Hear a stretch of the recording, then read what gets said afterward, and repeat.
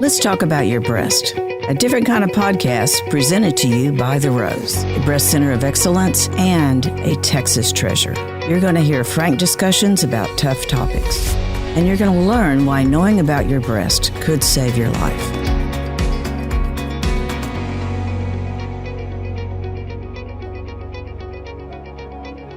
Who do you want to be at the end of this year? Do you want to be a healthier you, a happier you, a better you all the way around? You know, those are the questions I ask myself every January when I sit down to write my goals. Now, a lot of people know this about me, but it's dead serious. I write 106 goals every year. Now, they're not always these big, audacious goals, not all of them, but it's 106 goals. And let me tell you why it's so important. For me, this is what sets my intentions for the year. This is how I hold my own self accountable. And besides, it's fun. I love to sit there and daydream. What would life be like a year from now if I did certain things? And that's how I fashion all my goals. Now, you know, there's a lot of studies out there that talk about goals and how many people write them. A big chunk of Americans every year put down their resolutions or their goals. And I mean, it's a huge amount, something like 60%. However, what most articles focus on is all of those people didn't do anything after the second week. No. What about the people who did? What about the people who kept looking at their goals? What about those who actually made some of them come true?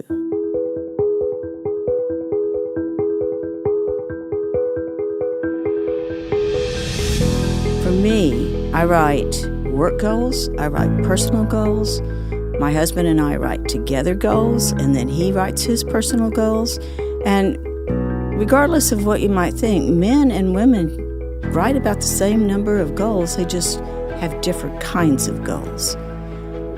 We also do home goals, things that we want to get done around the house. So it's pretty easy to come up with 106 goals when you have that many. I think one of the most important goals that I always try to get down are what I call maintenance goals. And those are the ones that I keep doing things that I know keep me healthy, keep me more positive. For instance, I continue to walk every day, 5 days a week, is one of my goals. Have I always done that? Pretty much. Do I want to keep doing it? Absolutely. But I just always note those goals. The other part of it is like I want to stay in touch with friends. I want to make that extra effort to stay in touch with them and family. So let me tell you some other things I've learned about goals. Everything has to do with how you write them. Did you hear that? Write them. You have to write them down. Yes, you can do it on your computer, but do you know your brain is more engaged when you actually write it down, when you're actually using pen and pencil and paper and writing it down? So when you're writing your goals, you want to be very aware of the words you use. For instance, if you use words like I want, I need, or I will, those words will guarantee that you're going to keep wanting, you're going to keep needing, or you're going to someday, maybe, get it done. The better words to use, keep it in the present tense, keep it positive, are words like I have, I am, I explore. That's my favorite. If I have something new I really want to try out, then I just put I explore XYZ. Doesn't mean I have to get it done, but just getting the idea in my head that I could explore it is a whole way of approaching new ideas and new projects. Another one is I enjoy. And those are the words I use when I really want to be sure that I'm putting a lot of play into my life. Too many times we have too much work and not enough play. So as you're writing these goals, I want you to also think about how you state them. Almost everybody I know, or at least most of my female friends, are saying, I want to lose weight. I want to drop 10 pounds. I want to weigh what I did in my 20s. Well, hear the wanna. Instead of saying, I want to lose 10 pounds, say, I am the perfect weight, or my clothes fit me perfectly. Now your body will adjust and start to make those adjustments inside you that really keep you at a certain weight. Guarantee this. I have not changed my weight in the last 15 years. Yes, it may be a little more than I want, but it's not changing. That's a good thing. I think the other thing that we have to remember about goals is they do work. There's lots of studies out there that show that the people that write their goals down, the people that make goals every year, the people that stretch themselves beyond are most likely the ones that will succeed in reaching those goals. There's a great study by Harvard that's been around for a long, long time, and it talked about how the 3% of their students who wrote down their goals and had a plan of how to reach them made 10 times more than their other classmates. 10 times. I think another part, when you think about making money or you want more money, put that again in that positive way. I am wealthy. I am wealthy in health. I am wealthy financially. I am wealthy in friends. Wealth has many, many meanings. And I think we need to go ahead and stretch and write down what you feel wealthy in. I'm wealthy in my spiritual life. I love that one, and I have a strong spiritual life. Another one that I keep on my list every year is I read 4 to 5 books every month. Yes, every month. I use Audible. I always have it on. I'm always learning something new.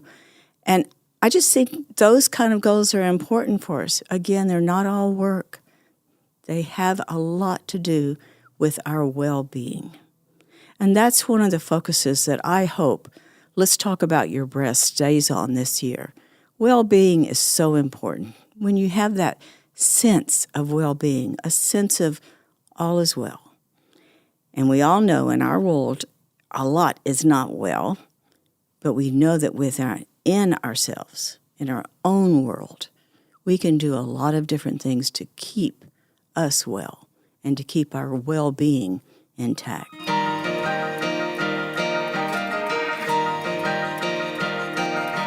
So here's another thing I do, and I've been amazed at how many of my employees will write these goals. I send out a challenge to them every January and say, go ahead, write your goals. Doesn't matter if you do 10 or 106, doesn't matter, just write them down, put them in an envelope, seal it up, put your name on the outside, and give them to me, and I'll put them in my special place, and I'll save them until the next January. There is nothing like what happens when my employees are opening up their last year's goals, and they go, oh, well, I got 8 out of 10. Wow, I didn't even know I had that on my list. That's a big one. And it's just wonderful to see that, and they keep doing it year after year. I finally broke down and challenged some of my professional colleagues with this, and I cannot tell you how poo-pooed it was in the beginning.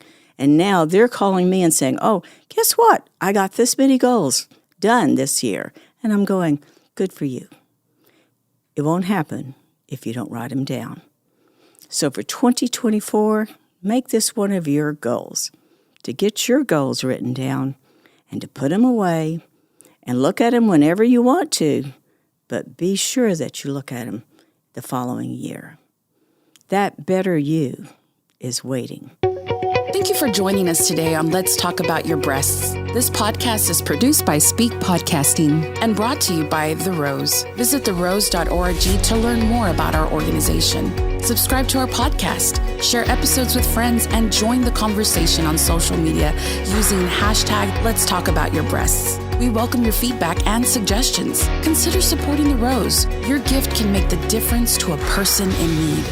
And remember, self-care is not selfish. It's essential.